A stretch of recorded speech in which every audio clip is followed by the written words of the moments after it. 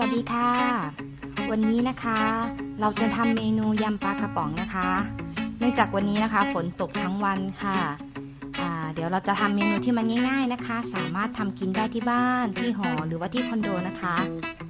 อุปกรณ์ของเราวันนี้นะคะได้แก่ปลากระป๋องค่ะยี่ห้อไหนก็ได้นะคะตามใจชอบค่ะหอมค่ะหอมแดงค่ะพริกสดค่ะใบมะกรูดค่ะกระเทียมค่ะ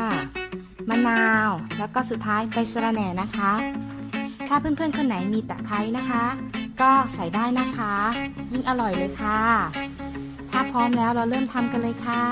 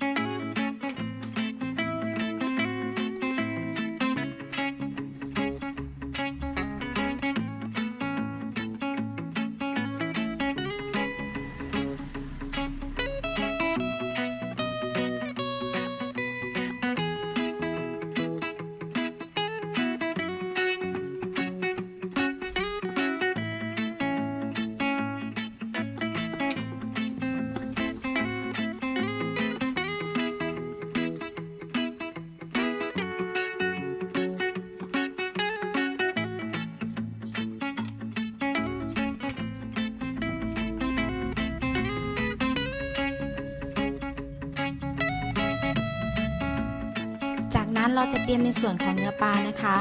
สำหรับสูตรนี้นะคะจะใช้สูตรปลาไม่เละนะคะคือเราจะแยกระหว่างตัวปลากับน้ำปลากระป๋องนะคะทำเลยค่ะ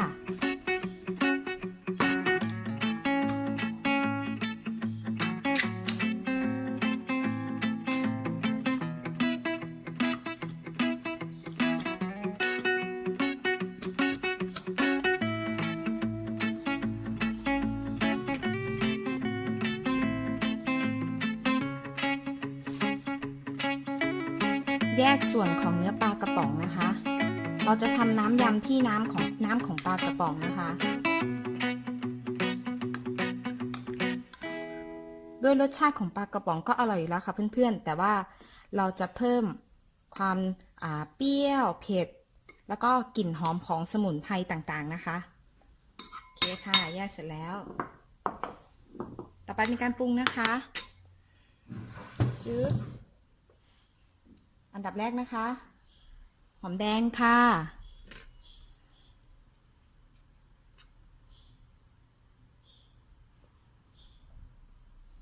จะใส่เครื่องปรุงทั้งหมดนะคะยกเว้นใบสะระแหน่นะคะเราจะใช้วิธีการโรยหน้านะคะผักมันจะได้ไม่ช้ำค่ะคนเลยค่ะ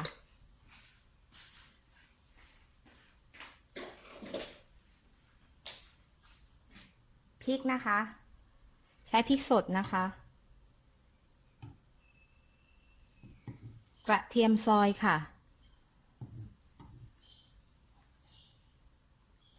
หอมซอยค่ะ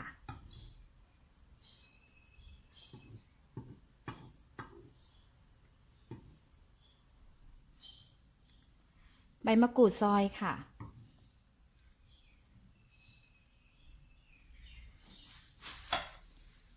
สุดท้ายนะคะมะนาวค่ะ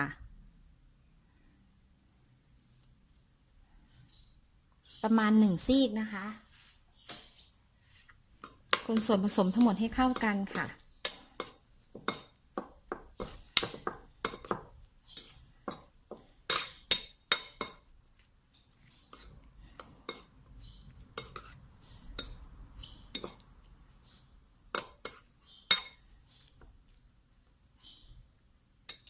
เดี๋ยวเราจะจัดใส่จานนะคะจัดใส่จานเลยค่ะขั้นตอนแรกนะคะใส่ตัวเนื้อปลาก่อนนะคะ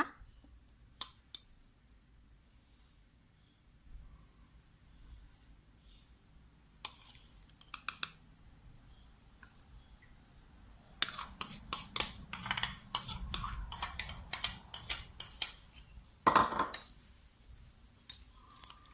ราดด้วยน้ำยำที่เราทำไว้นะคะ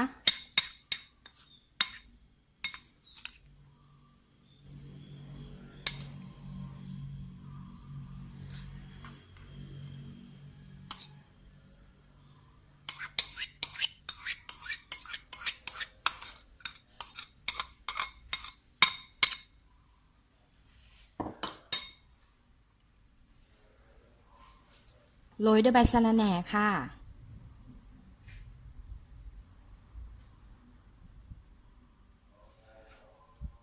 เสร็จแล้วค่ะยำปลากระป๋อง